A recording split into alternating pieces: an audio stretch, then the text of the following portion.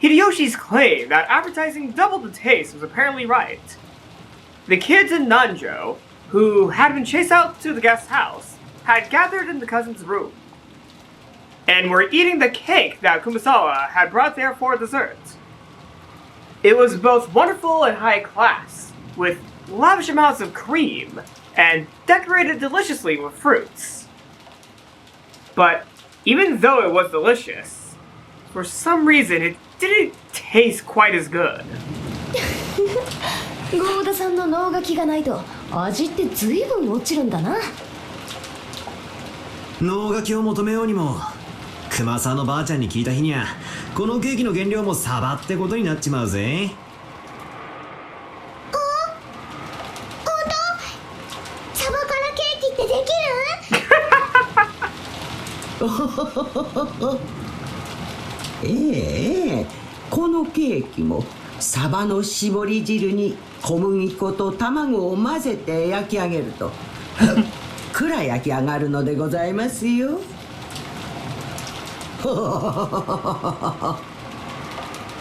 それが本当ならすごいね。お父さんの店の新メニューにサバケーキとか登場するかもしれないよ。サバって栄養満点でヘルシーっぽいイメージがあるしよ。女性とかお年寄りに人気が出たりしてな。俺は食わねえけどよ。I actually have never had mackerel before, so I don't know. I might like it. Though I don't know if I will. I haven't tried it before, so I don't have an opinion on it. 女はそんなゲテモノは食わねえぜ。Hold on. I think my mail's here. I should probably go get that real quick. 年寄りも遠慮したいところですな。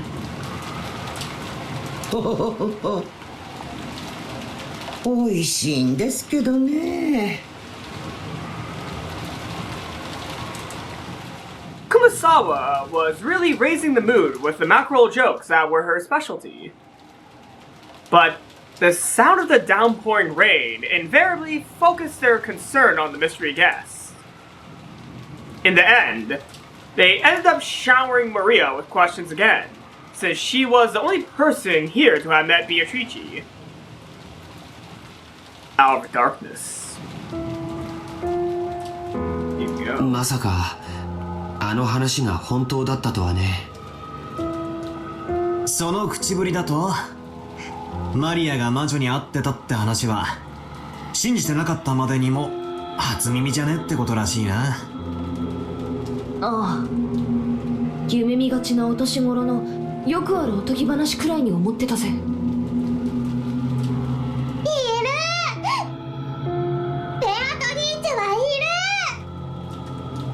親族会議に来るたびにマリアは会って一緒に遊んでた。そうですね。ベアトリーチェ様は普段はお姿をお見せになりませんけど、心がきれいで素直な方の前にはひょっこり姿を現していたずらをすることもあるそうですからね。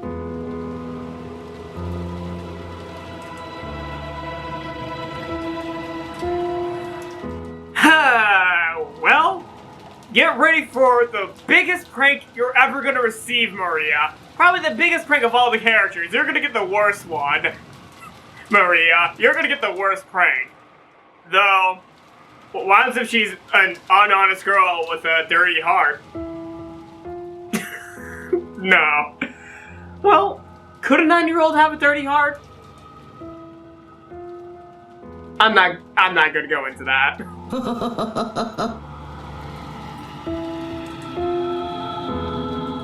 Beatrice was a name which referred to the being in that fairy tale about the Rokenjima witch. Because the family and the servants publicly accepted the image of the witch of Kinzo's illusions to keep him in a good mood, it became established as the Rokenjima's fairy tale, or maybe ghost story. To the family members who knew of that history, the fairy tale of the Golden Witch didn't have much substance. However, they hadn't been able to say that in front of Kenzo. So to those who didn't know the history, like young Maria, for example, it definitely wasn't unsubstantial, but a real legend of a witch. So Maria believed in the legend of the witch. She swallowed it whole. That was natural for an imaginative girl who believed in witches. No one said anything to betray her dream. On the contrary, they arranged things together to get her excited about her dreams. だからマリアちゃんがベアトリーチェにもらったお菓子と言って僕らに見せびらかすことがあっても、多分誰かがそういうことにしてマリアちゃんの手提げの中にこっそり飴玉でも忍ばせたのだろうって思ってた。私も昔に2度か3度そういうふりをしてこっそりお菓子を置いてあげたことがあります。おそらく熊沢さんにも、いや使用人の皆さんや後宮家の皆さんも1度や2度はあるんじゃないでしょうか。Just because you did that, Beatrice's manifestation got stronger and stronger. Because you kept on playing the role of the witch to Maria, the manifestation of the witch that Maria believed so much became more and more powerful because of what you guys were doing to Maria by secretly placing the candy. So, no one did anything wrong. Like, I'm not saying anyone did anything wrong, but that must be one of the sources behind where Beatrice came from, with my theory of Beatrice doesn't exist only when no one believes her to exist, when no one's trying to run away, when no one's trying to, you know, have their issues be solved magically by a witch.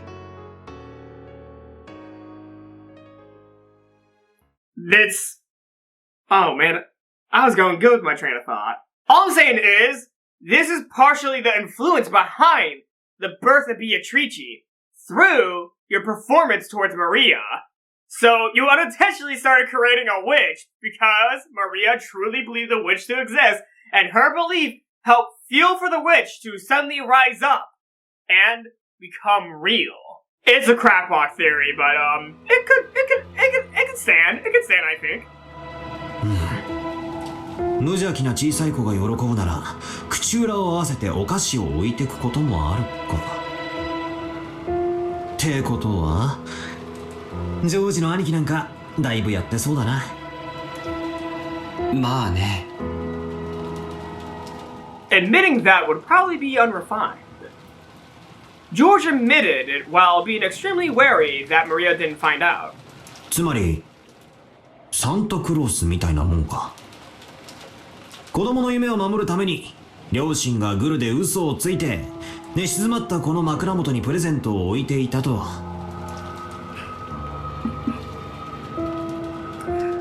Unless that 9-year-old discovered the truth behind Santa, but purposely did not tell his parents that he knew the whole time. Oh god, I feel like an asshole now because for I think about 7 years I did that. Like I didn't tell my parents I knew just so that they would keep on giving me presents because I was just a devious kid.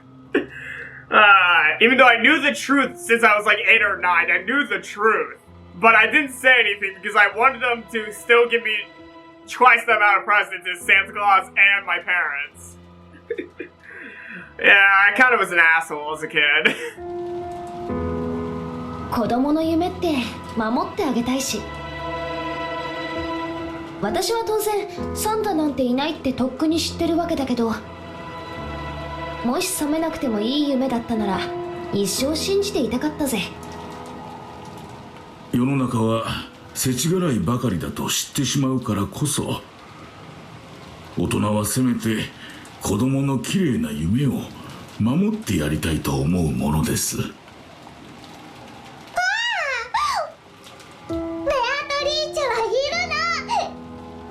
Let's hope that Maria didn't. Let's hope that Maria already knew about Santa Claus. Let's hope she knew. いますとも。ベアトリーチェ様はおりますよ。この前もですね、サバを干して紅茶の出汁に使おうとしておりましたら、そこへひょっこり。まあつまりこういう調子だったはずなんだけどね。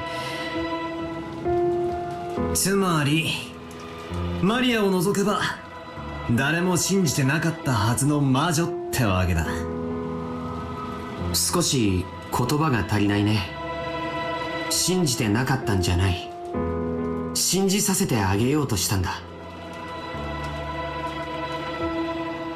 So, this was about not betraying a child's innocence. But Santa doesn't exist in reality. If you don't want them to be all disappointed when they learn that, you should just not give them that dream in the first place. Did I think like that because I was still a long way from becoming a full adult? Balor had finally attained a level of understanding about the true form of the Rokenjima Witch.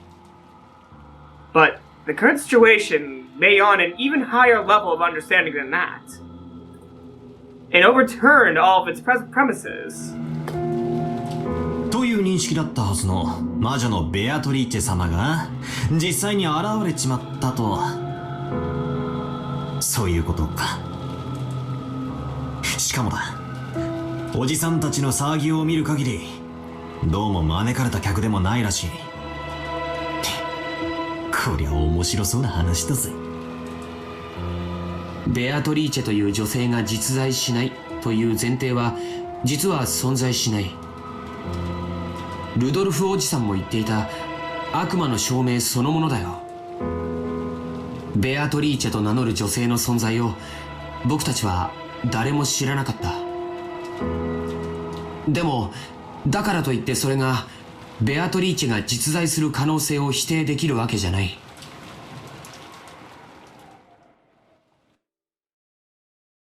南條先生はじい様との付き合いが長いですよね。一時期親族会議でクラウスさんたちに随分と聞かれた話ですな。その昔金蔵さんにベアトリーチェという愛人がいて、その隠し子がいるのではないかという話です。なるほどな。親父たちは遺産分配で頭がいっぱいだ。そこに愛人の娘なんてのが現れれば面倒なことになるのは火を見るより明らかってわけだ。クラウスさんたちも最初は源氏さんに聞かれたのでしょう。しかし源氏さんは金蔵さんに忠誠を誓う側近で、多分私よりも金蔵さんが心を許す親友です。源氏さんは多分何も語らなかったのでしょう。それで次に古い友人である私の方に話を聞こうということになったのでしょうな。で結論として南條先生、じい様にベアトリーチェという愛人はいたんすか？ Which in gold, Symbolo. おりました。Finally! Finally! Even though in episode 1, they kinda already said this. But finally there's confirmation that he did have a mistress called Beatrice! Oh! Okay, they kinda made it obvious from, the first episode, but they kinda made it more seem like a first love than a mistress. But, right here, Nanjo just confirmed that there was a mistress called Beatrice! Wait, oh, I haven't? Okay, let's go back to the theory I said in the previous episode about Nanjo possibly being another witch. What happens if Nanjo this whole time is trying to stop Beatrice to bring everyone back to reality as a doctor? This is stupid sounding, but it could make sense. He understands what's going on. We don't know what kind of doctor he is. He seems like a regular medical doctor. But what happens if he's also a doctor that is a neuroscientist? And as a neuroscientist in a fictional work, he knows the conditions necessary to create an amalgamation of a bunch of different troubles and worries, an amalgamation of all that as a form of a being to help, get everyone to run away from their problems. As a neuroscientist, he understands the conditions needed to do that, and Kinzo and his family have created that amalgamation. So,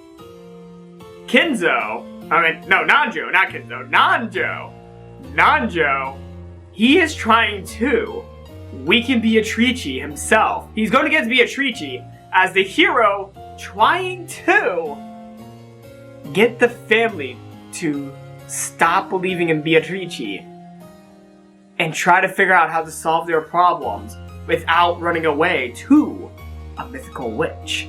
Nanjo is going to be revealed to be either a witch or a wizard or maybe just a regular doctor that knows conditions to make an amalgamation wish through all their wantings of running away from their problems. From what I know of, Nanjo doesn't have any underlying troubles. Now, let's go through each of the characters. Okay, let's do this. Kinzo. He's been trying to revive an old mistress of his that she first loved through dark magic. Trouble number 1. Klaus. Not really... Okay, he has good insights, but his insights are just years off, and he's too quick to pull his funding. So he's a businessman who could be successful if he had more faith in himself. Natsui. She wants to be, a head of the family. Well, a big person in the family, like one of the leaders of the family. So, yeah, she wants to be accepted as a part of the Ushiyamiya family. Jessica just wants to be a regular girl. She doesn't want to be the next head. She wants to do her own path in life. Ava. She wants her son, George, to become the next head of the Ushiyamiya family instead of Klaus and Jessica. She wants the lineage to go to George, her own son. Hideyoshi. His stockholders are trying to take his company. George. He's trying to marry a servant. Rudolph. In trouble with the Americans. Kyrie. I can't really think too much for Kyrie. Battler. Nothing's up with Battler. So, okay, Battler and Kyrie, they're not trying to run away from anything. It's just that Kyrie just got mixed up with everything. Rosa, having a lot of troubles with her business, and having a lot of troubles raising a child. Maria, always abused by her mother, and constantly believes in a witch that she looks up to. Like, she believes in witches since she is a younger child, and also, she has a pretty shit home life because of Rosa. Genji, his master and best friend of many years, is dying. That could be him trying to run away from the fact that his best friend for a long time and the person that he spent decades with will die before him. Shannon, she wants to be with George forever, but since she's a servant, she might not be allowed to, since she is a servant. And she doesn't think of herself that highly, but she wants to be with George. Cannon, he wants to have his own path in life, but since he's a servant, he doesn't think he can do that. Since he believes he's a furniture and is only meant to survive, only meant to, spend his days as a servant for the Ushiyamiya family. Goda got cut off from his last job, and the Ushiyamiya family was the last place he can go to. Very vague, but I think we're gonna learn more about Goda. Kumasawa. Back issues? You'll be like smackerel? Okay, Kumasawa, you might be also in the person who got mixed up with all this. But, other than Battler, Kyrie, Kumasawa, and Nanjo, every one of them has something they're trying to run away from. And wouldn't it be convenient if something magical were to appear to help them out of their issues? That's when Beatrice becomes real. That's when Beatrice becomes real. And Nanjo, knowing that the family had set up the conditions to cause for this sort of event to happen, he is trying his hardest to get everyone back to reality. And even though he might not be actively doing it, he might be still playing his own chess game against Kenzo, and the mental chess game against the new witch that the family had spawned through their attempts to run away from their issues. If this theory is on the mark, I don't know how I'll celebrate. If this theory is on the mark, I don't know how I'll celebrate. But if this theory is absolutely wrong, well, egg on my face. Egg on my face if this is absolutely wrong. But it sounds like a sound theory. It sounds like a sound theory, though I don't think this is where it's going. It could happen. It could happen. That's all I'm saying. This could be what's going on, but also could not be what's going on. It's an either-or situation. いえ、私は会ったことはありませんぞ。ですが、そういう女性と交際があったと金蔵さんから聞かされたことはありました。相当昔にお亡くなりになられたそうで。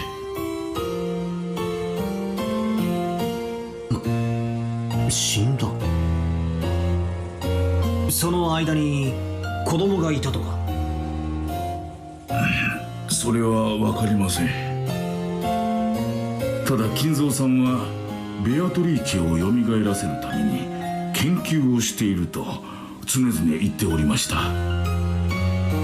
普通は愛人を失い忘れがたみがいたならばそちらにその分の愛情を注ぐものです。ですから金蔵さんとベアトリーチェの間に子供はいなかったろうと私たちは自然に考えました。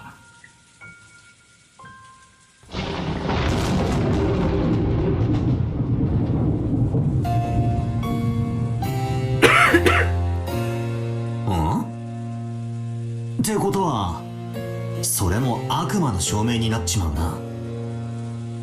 な。なるぜ。愛人との間に子供がいなかったことは証明不能。現にこうして現れた以上いたってことになっちまうわけか。少し暴力的な理論だね。後宮家の遺産問題でトラブルが生じていることを聞きつけ、何者かがおじい様の大昔の愛人関係を知り、それを装って遺産問題に食い込もうとしているとかの方が現実的だよ。現実的ではある。しかし本当に彼女が隠し子で、しかもその上じい様に顧みられなくて孤独に生き復讐に帰ってきたって設定も否定はできねえよな。復讐？なんだよそれ。ああ、すまんすまん。男なんだよ。ついつい面白そうな方に脚色しちまうぜ。妙なドラマの見過ぎだな。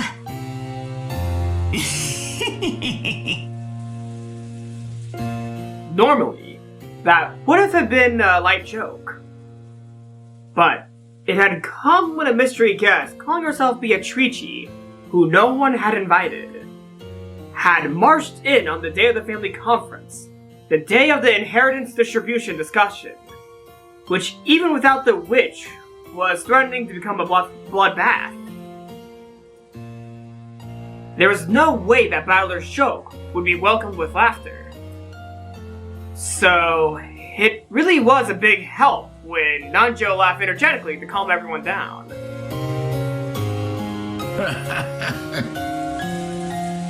なるほどなるほど。それはなかなか面白そうですな。そんな筋書きの小説をぜひ読んでみたいものです。Is there gonna be like a Higurashi sort of joke where they do the where, you know, two of the characters write what happened afterwards, like two of the characters not on the island, they just write what they found? And And they just ask at the ending chapter, please figure out the truth. That is my only wish. Are they gonna pull a Higurashi on us with that? まあ現実にはそんなことはできねえと思う。何しろよ、今この島にはひふみ18人もいるんだぜ。妙なことをすればすぐにでも取り押さえられちまう。それに台風のおかげで島から逃げ出すこともできない。つまりとんでもない事件を起こそうにもどうにもならねえってことさ。同感だね。退路の断たれた袋小路で、しかも十分怪しまれているような状況下で、 Who said she came alone? そんな恐ろしい復讐劇なんかとてもできるとは思わないね。でしょうな。ならば姿など現さずに暗躍しての復讐の方が現実味があるというものです。堂々と姿を現して仇討ちなど時代劇の中でしか考えられませんな。わからねえぜ。復讐ってのは感情でやるもんだ。理屈じゃねえぜ。それこそ刺し違えてでもなんて考えたら、別に警察も人数も退路がなくても何も怖くはないかもしれねえぜ。大丈夫だよジェシカちゃん。僕たちが想像するような物騒なことは何も起きないよ。 Well, that's the biggest lie you can say. 遺産をめぐっておじさんたちがバトルロイヤルってのが物騒なことじゃねえってんならな。そうだよな。父さんもルドルフおじさんも体格いいし、エヴァおばさんなんか格闘技習ってんでしょ。大丈夫だよね。Jessica didn't say it, but she had vaguely noticed that her own father opposed all of the other siblings regarding the inheritance. They acted like everything was good in front of the children, but when that pretense was lifted away, like it had been at dinner, it would become a tumultuous uproar. It was only natural that Jessica, realizing that, would be frightened that her father and mother had gotten into some kind of trouble, and were about to be sacrificed for something terrifying. だよな。ジョージの兄貴の言う通りだぜ。何も起こらねえよ。Stop saying that! Stop saying that! 魔女様の名前を語ろうとも魔法も使えない人間の女が一人で何ができるってんだ。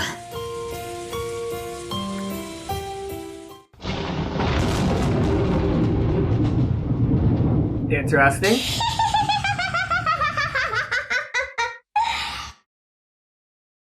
Okay, what do you have to say, Maria? The Witch of the Painting. The sudden, creepy laugh made us all jump. And when we realized that this strange laugh was coming from Maria, we were shocked again. そうなんだ。それがバトラの認識なんだね。何かだよ。気色悪い声で笑うんじゃねえぜ。バトラはベアトリーチェの存在をとりあえずは認めてる。19人目の客人程度には認めてる。でもそこまでだね。19人目のベアトリーチェが魔女であることは認めてないね。突然何を言い出すかと思えばそりゃそうだろ。魔女なんているわけがねえ。それを語る人間の女しかありえねえだろうが。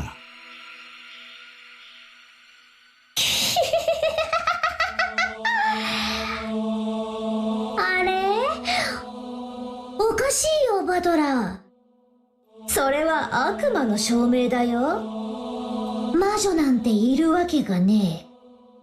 でもそれはバトラが魔女に会ったことがないというだけで魔女の存在を否定することにはならないね。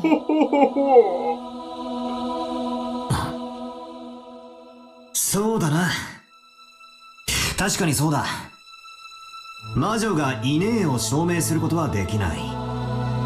しかし証明はできなくても主張はできる。魔女はいねえという俺の主張だ。どうして魔女はいないなんて証明できないくせに主張できるの？そんなものはいねえからだよ。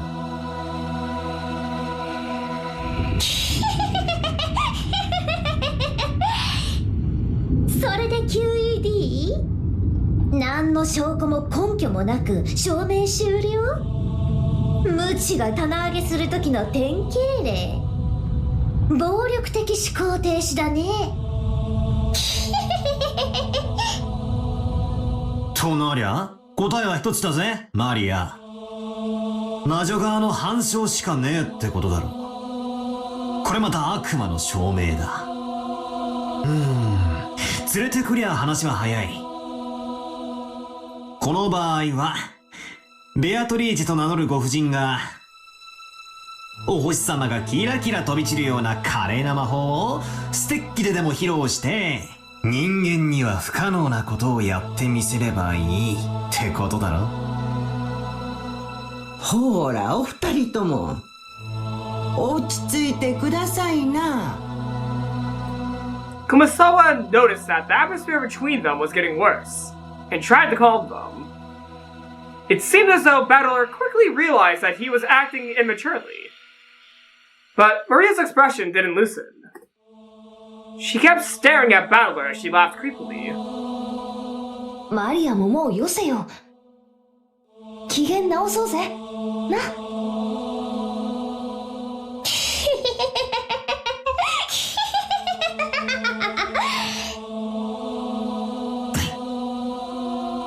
それが望みならベアトリーチェはきっと見せてくれるよ。人間には不可能なこと。そしたらバトラも信じるんだよね。ベアトリーチェのこと。おう、そいつを拝ましてくれたら信じてやろうじゃねえか。魔女とバトラの議論のチェスだね。チェックメイトされたらバトラは魔女を信じる。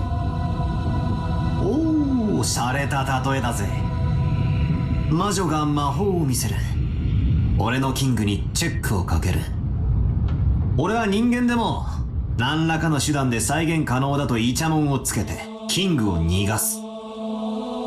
それができなきゃチェックメイトってのは確かにいい例えだ。バトラ、チェスというのは相手も自分も同じ動きの駒を持ってる。だから相手の手も読める。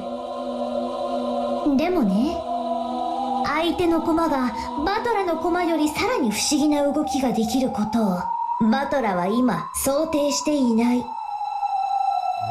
魔女のはずないからとベアトリーチェの動かす駒の動きを自分とどうせ同じだと決めつけている。でもね、悪いけどバトラのチェスの相手は人間じゃない。魔女なの。人間にはさせない駒の動きができる。バトラは今そこの認識を間違えているの。バトラはキリエおばさんのチェス盤思考って好きでしょ？ああ、相手の立場に立っての思考術ってやつを気に入ってるぜ。だからダメなの。相手は魔女なのにバトラはそれを認めない。だから魔女のさせる手を理解できずチェス盤思考が通じない。相手の認識を間違えている。チェス盤思考の一番最初の前提が崩れてる。おお、そう来るかよ。そなたは魔女とのチェスに勝てぬ。Sonata. I'm gonna have to look that up real quick. There's gotta be importance with that sonata. Why would they put that as a translation note if it wasn't important? Sonata. Yeah, there we go. Sonata, Japanese meaning. Alright. Oh. Hold on. Okay. Looking it up.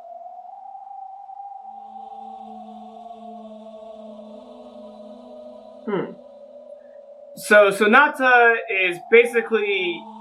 Oh, no. Okay. Sonata. It's a pronoun for you. But why did they, emphasize that in the translation? Huh.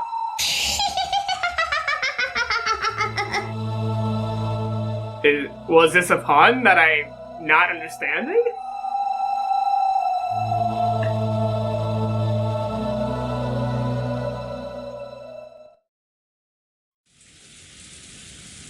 Up. Are we mid darkness? What's going on? Yeah. Yeah, it's time for the proposal. 私たち使用人は食堂に近づくなと言命されましたもので。なるほどね。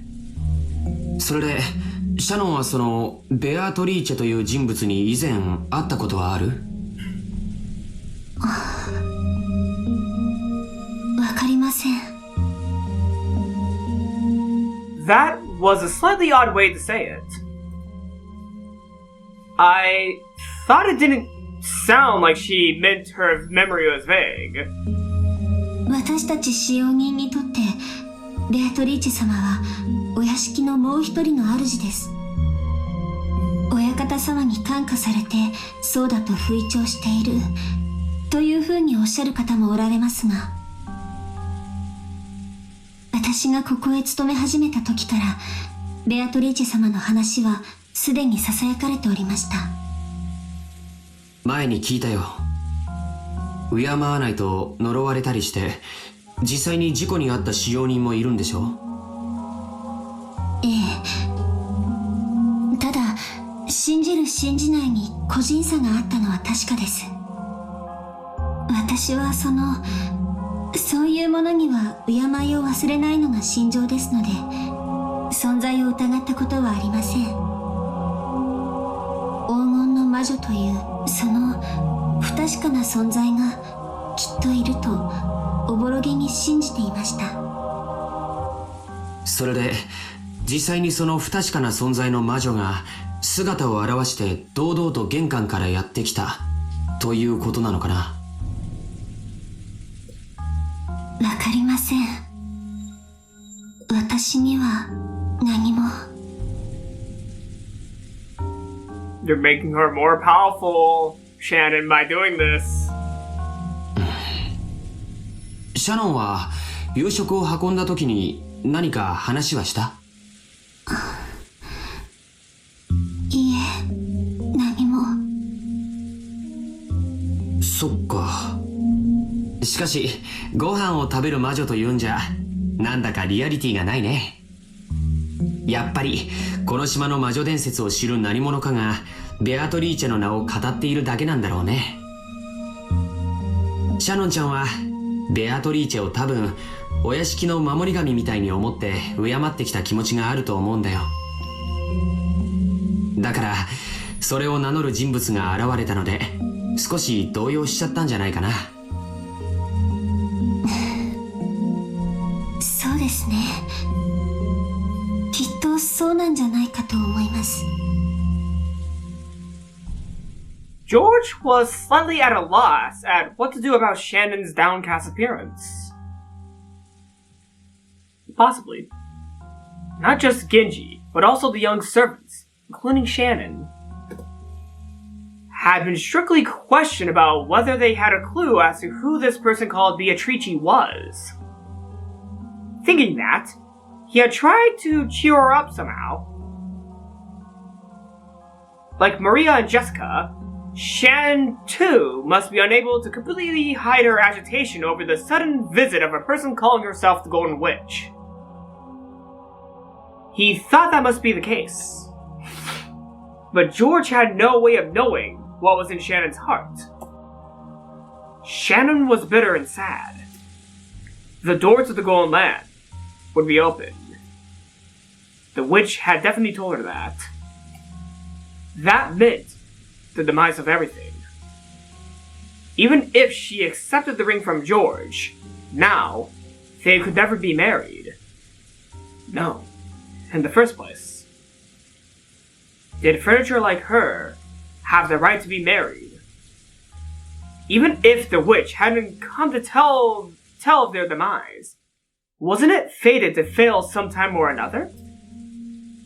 Hadn't she turned her gaze towards the fun days with George? And purposely closed her eyes to the sad reality? Hmm. どうしたんだい？さっきから本当に元気がない。ジョージさん、婚約って何でしょうか？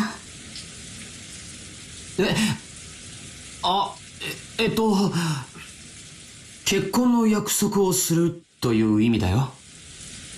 でも僕はその意味において結婚と同じものだと考えてる。本当なら僕は今すぐにでも君をめとって家へ連れ帰りたい。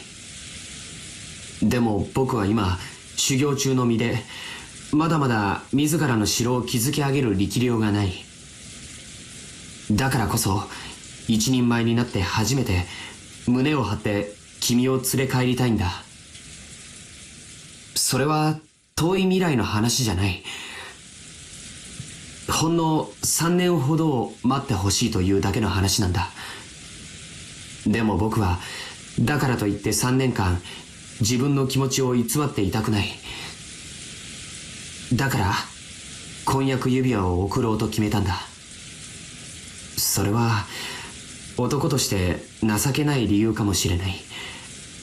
妻と仕事を両立できないから待ってほしいなんて理由での婚約なんて情けないものかもしれない。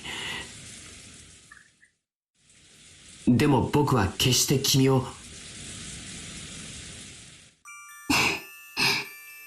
ありがとうございます。Hope. ジョージさんにとって婚約指輪が恋人に贈るプレゼントの一つではないということが分かりました。当然だよ。婚約指輪はただのアクセサリーじゃない。尊い約束を指輪の形で残す恋人たちの宣誓なんだ。だとするとすぐにも結婚するなら不要なものということになりますよね。その時は婚約指輪じゃない。結婚指輪として渡すよ。どちらにせよ君に指輪を贈ることに変わりはないのさ。この女は俺のものだから誰も手を出すなよっていう売約札みたいなものですね。いやそんな意味じゃ。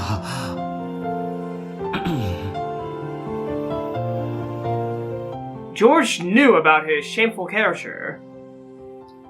When he had fallen for Shannon and sworn to become an excellent man, he had sworn to part ways with that shameful part of himself.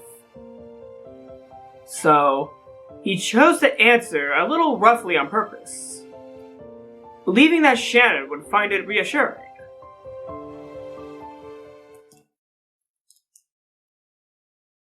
いや、その通りかもしれない。さよ、君を僕の妻にする。Has. 他の誰にもやらない。僕だけのものにする。だから誰も手を出すな。そういう指輪だよ。間違いない。ありがとうございます、ジョージさん。本当に嬉しいです。Then, George-san. If it was decided by fate that this engagement ring, that this promise would not be fulfilled, would you still give it to me? Shannon was about to ask that, but she swallowed her words, because George had already spoken the answer. George had said it. He had said that to him. An engagement ring was infinitely similar to a wedding ring. Therefore, accepting George's ring had a far more sacred significance than a promise to marry. だから僕はあえてこれを婚約指輪と呼ぶのをやめにする。今からこれは婚約じゃない。結婚指輪だ。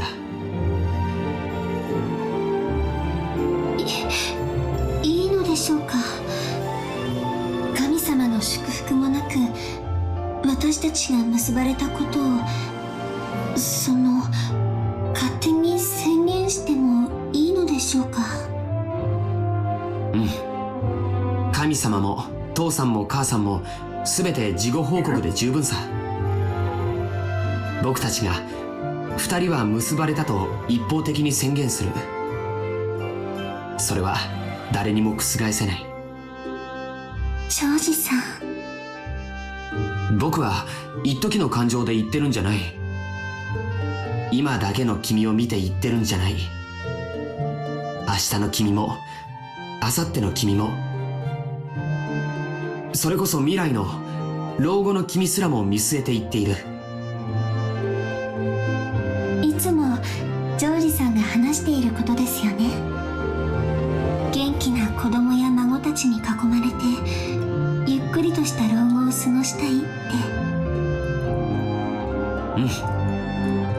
うん。その時僕の隣には年老いた君がいる。それを僕は予告、いや予言するよ。うん。必ずその日は訪れるから。必ず訪れますか。信じてもいいですか。うん。必ず。絶対。それを言葉でない形で証明するのがこの指輪なんだよ。見せてください。え？これさ。George, thinking he was being told to show her the ring, hurriedly took out the ring box.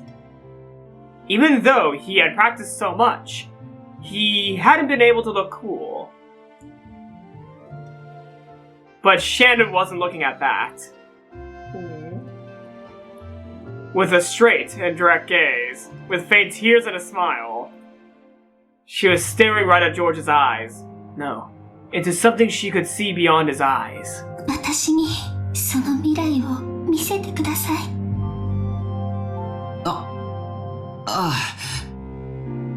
見せるよ。必ず。約束する。老後までじゃない。死んだ後も。僕らは魂になってもずっとずっと一緒にいる。Shannon wiped away her tears and took the ring box. Inside was a diamond ring, more than worthy of blessing the two of them. George said the line that he had practiced over and over again inside his head. その指輪を好きな指にはめて、それを返事にしてほしいんだ。つまり、明日の朝までに。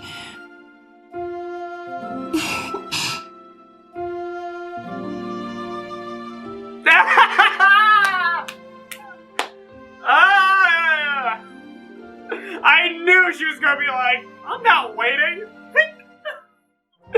Shannon smiled, took the ring, and with a completely natural movement, put it on the ring finger of her left hand. It really had looked like a very, very natural movement. And for a while, George was stunned.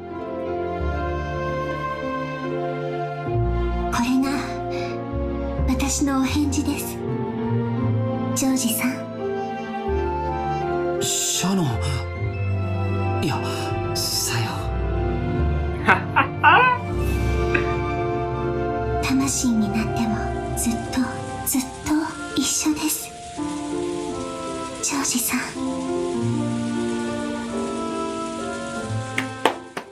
There was no blessing from God, no pastor to witness, nothing. But the two to be married have proclaimed it. Two souls were joined here today. Damn. Damn.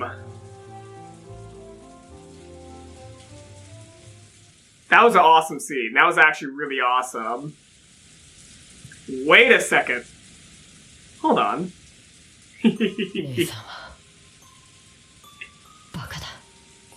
World NBP. And before you talk anymore, Canon, hold on. Let's think back to what Beatrice had said. If Shannon accepts George's engagement ring, not his wedding ring. She said that if she accepts the engagement ring, they will fall to Second Twilight. But she accepted the marriage ring! Hold on, but wait. Is it, can I describe it to be as vague as I'm describing it right now? If you are a true human, hearing the announcement of your day of death, on the day you were to receive an engagement ring, should have you dancing around mad with grief. Alright, alright, hold on. Although you were an ideal sacrifice for the Second Twilight, Canon cried and screamed that I should pardon you of that. So I graciously listened to his words, with the condition you give up your engagement. Alright, hold on. Your condition was give up on the engagement. Don't accept the engagement ring. But they didn't get engaged. They got wedded. So Beatrice get fucked because with technicalities. They did follow the condition with technicality. With technicality, they did. With this stupid technicality, Shannon did follow the rule. She didn't get engaged to George, she got married to George, so fuck you, Beatrice. Shannon just unintentionally or intentionally beat you at your fucking game.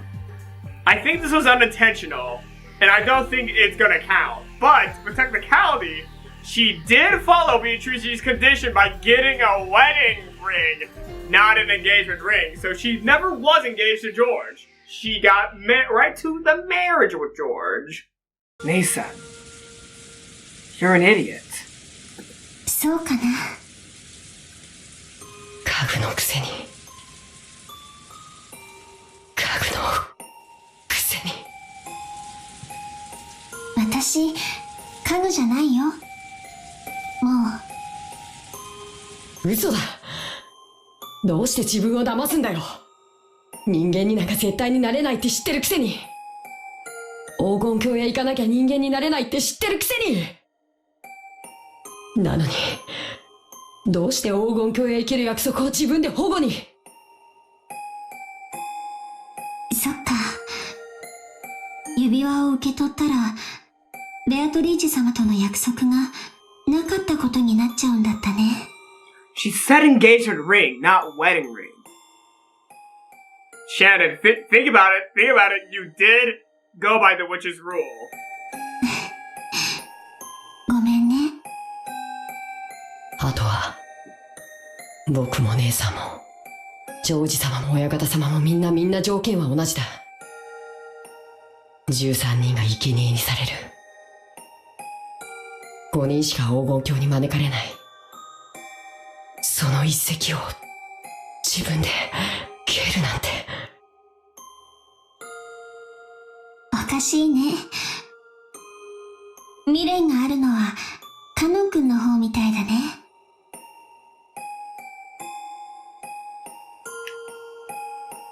未練があるのは姉さんの方じゃないか。婚約しちゃったんだろ。果たせない運命なのを知りながら。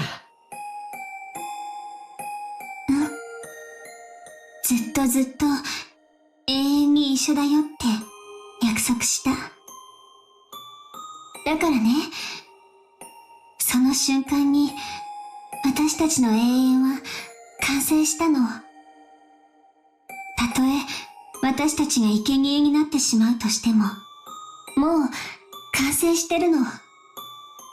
だからいいの。未練があるのはむしろカノン君の方。私たちは家具なんでしょ。私たちはどういう結果になろうとも解放される。なら黄金鏡に行けるか行けないかなんてどうでもいいことじゃない。なのにカノン君は黄金鏡へ行くことに固執してる。どうしても人間になりたいんでしょ。どうして？人間になりたいからだよ。家具はもう嫌だ。どうして？僕も恋がしたかったんだ。Tears spilled from both the cannon's eyes, and he howled. お嬢様のことが好きだった。そしてあの日のお嬢様の姿を見てもっと好きになった。そしてお嬢様も僕のことが好きだと分かってすごく嬉しかった。でも僕は核でお嬢様の気持ちを受け止めることはできなくて。それが勘違いだった。私たちは家具かもしれない。人間以下かもしれない。でも恋をする資格がないわけじゃなかった。添い遂げられぬ思いならない方がマシだって思った。いつか自分も消え去る日が来て、それがきっとお嬢様を傷つけるなんて勝手に決めつけて。違うんだ。僕が怯えていただけなんだ。僕は永遠になれない恋ならしない方がマシだって怯えてただけなんだ。セミは生涯のうち数週間にも満たないわずかな期間で恋をして消えていくんだって。数週間で終わる恋だからと恋をしないセミはいないんじゃないかな。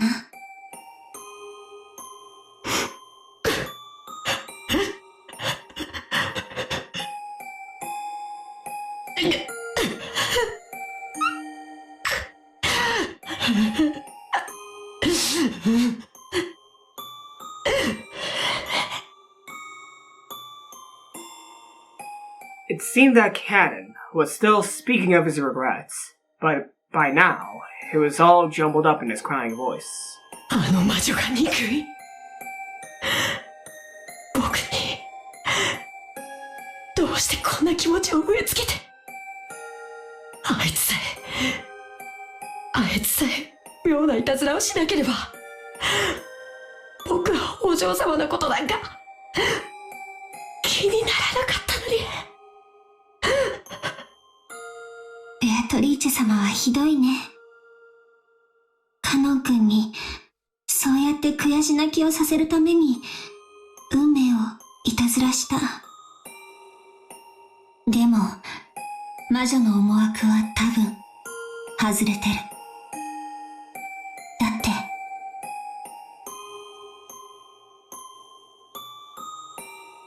Knowing love isn't a lingering attachment that ties you to life. It is the place we should reach on our journey through life. Damn. Wow. というわけだカノン。 Melody, instrumental version. せっかくの約束はこれで遂法だな。Beatrice, remember one thing! You said engagement ring, so I am not listening to you if you don't go by your own rules. Come on, you gotta think about all technicalities. Come on, Beatrice, you should know all technicalities. You said engagement while talking with Shannon. You said engagement, not wedding. And what did George and Shannon do? Wedding. Wedding ring. Wedding ring. I am not listening to you. さてさて、これにて全ての駒の条件は同じよ。駒は18、13人が生贄に捧げられる。生き残る5人は誰か、それとも誰かがこの儀式を打ち壊してみせるか。 Valor? 誰がどうやって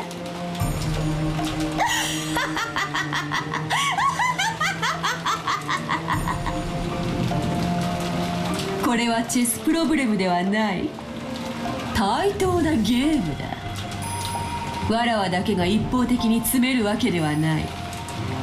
そなたはわらわの詰めから懸命に逃れ続け、引き分け無効試合に持ち込むことができる。まあせいぜいそなたにできるのはそれを延々と繰り返すのが関の山よ。そしておそらくそれはそなたにとってそう難しいことではあるまい。しかしそなたは永遠に続く無効試合にやがて精神をすり減らし、やがては精神を殺す。その時にこそ敗北を受け入れ、わらわに屈服することになるであろう。対等なゲームといった理由、それはわらわにも敗北の条件を設けてあることだ。負けのないゲームほど退屈なものはないのでな。わらわを任す方法、それはわらわの肖像画に捧げられたあの碑文よ。あれこそは黄金鏡の扉の開き方にして同時に儀式を打ち破る鍵でもある。わらわは碑文に従い儀式を完遂する。そなたは碑文の謎を解き、儀式を打ち破り、わらわを滅ぼす。碑文に隠された謎を解き、わらわが金蔵に値し莫大なる黄金のありかを暴いてみせよ。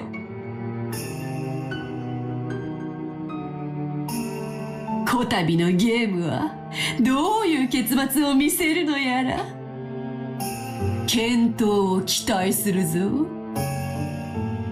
わらわを楽しませてみせろよ、後ろ宮バトラーI was reading the exact same way she said that line. Like I read Battler the exact same way she just said it in the game. Can we hear that again?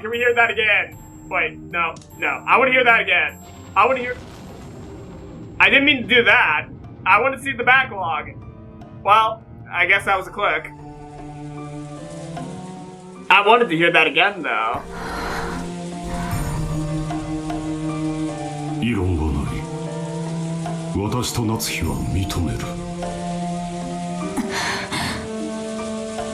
信じられないし、信じたくないけれど、それが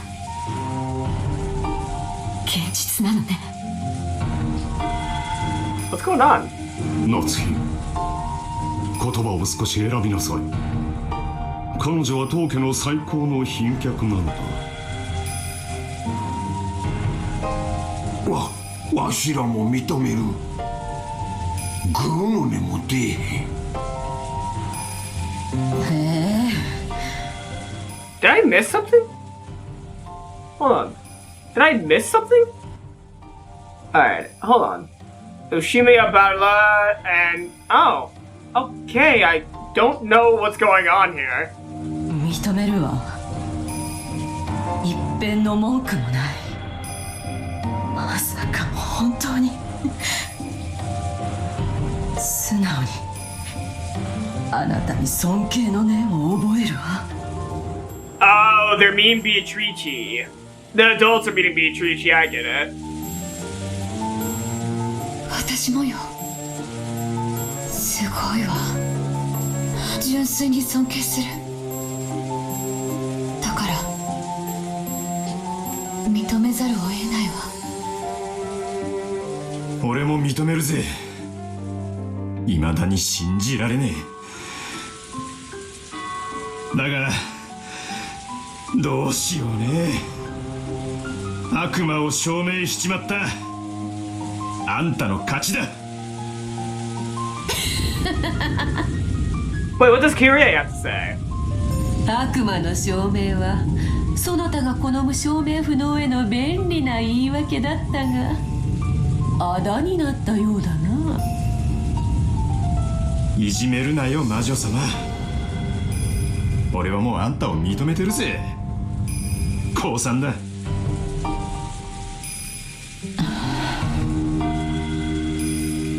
Kyrie? キリエ、まだ異論があるか。わらわは全員一致しか好まぬ。お前一人がわらわの存在を認めぬならば。As the witch laughed boldly, the siblings started to panic. They were afraid of displeasing the witch. Kyrie lightly closed her eyes, and after keeping silent for a while, opened her mouth. ごめんなさい。降参よ。She's not sincere. She's not sincere. I can tell. She's just doing it just to be on the witch's good side to then expose her later, I bet. Maybe. Only Kyrie had faced the witch with stern eyes until the end. However, she had only been able to resist acknowledging the truth for a short time. Or she acknowledged it. The reality, the being, that was before her eyes, couldn't be denied. Devils had already been proven. 私も認めるわ。あなたはベアトリーチェ、後ろ宮家の顧問錬金術師、そして偉大なる魔法の使い手、魔女であることを認めざるを得ない。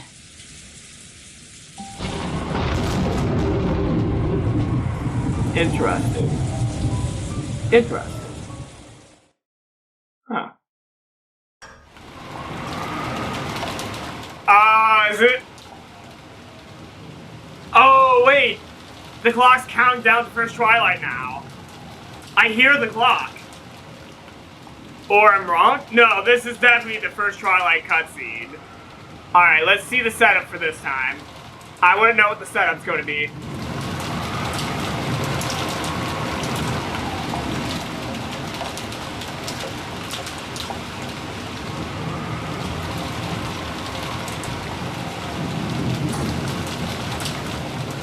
What was that? Oh, that was hitting midnight. Alright, it's time for the second day. The second day. Wait, are you gonna show the locations, everyone, like we did last time, or no? They might not. When you see the locations of where everyone is, I get an indication of who might be the Twilight. Butterfly. Here we go.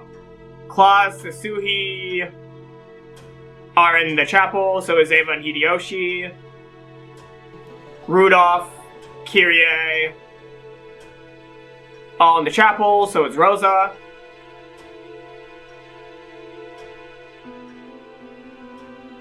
In the hallway is Cannon. Is that the mansion? Yeah. In the servant's room is Goda. In the background is Genji. This might be the guest house. In the cousin's room is Maria. So it's Jessica's. Okay, Jessica's also there. George and Battler. Kenzo's in his study. Beatrice's in her room. Oh, did she leave the chapel? Interesting. Interesting. Where the fuck is Genji Kumasawa and Nanjo? Where are those three? Where is Genji Kumasawa and Nanjo? Umineko no Nakukorni. Rondo the Witcher Reasoning. Interesting. We didn't get to see a few characters. And now we're all the way to 6 a.m. Halloween. The second day, October 5th, 1986. And that's where I'll be ending this video right here. Right now. Let's wait for the game to, bump back up. There we go. There we go. I'm gonna be ending this episode right here, right now, and I can basically state I'm midway through. I am midway through episode 2 of Umineko no Nakukor ni, Turn of the Golden Witch. And, with that, I actually don't know who's gonna be First Twilight. Okay, there's 7 people in the chapel. So, yeah, I don't know if they could be victims if they're all in the chapel. It's probably not going to be the kids because maybe not. Oh wait, Shannon was also not in that sequence. Okay, so we have no Kumasawa, no Genji, no Nanjo, and no Shannon in that sequence. So those 4 could be good candidates for the First Twilight because we didn't get to see them. But that's way too easy. That is way too easy to make that assumption. Guess I'm going to do First Twilight predictions. Yeah, I'm going to do First Twilight predictions. Alright. So, okay, the people who are grouped together were all the parents. All the parents were grouped together in a group of 7. So, it'd be pretty stupid for, the killer, if one of them is the killer, to, kill the other 6 because they're the most suspicious if they're the only survivor, or one of them could be incapacitated. Like, one of the characters could be incapacitated. Maybe Kyrie, because she took the longest to, deny the witch's existence. I mean, accept the witch's existence. And she did it hesitantly. So, she might be the survivor of the 6 and the most suspicious of this chapter. But, if it's not one of them, all the cousins are in the cousins' room, so they're mostly safe. Kinso's alone in his study, but his study is kind of protected by seals, so yeah, I don't think he's going to be a victim. So it all leads up to Nanjo and the servants to be the ones to be killed this time around, if that's how this episode is going to go.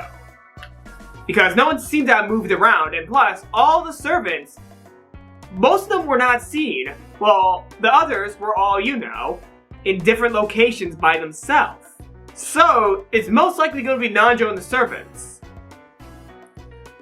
This is going to be very interesting. That's going to be very interesting. Or maybe Beatrice will fall. Maybe Beatrice will fake her death. Or, kill her homunculus. Yeah, she might kill her homunculus because her homunculus left the chapel after the adults were standing there. Like, she left the chapel. That's really weird. Why would she also leave the chapel if all the adults are still in there? All the parents are still in there. Intriguing. That is all very intriguing.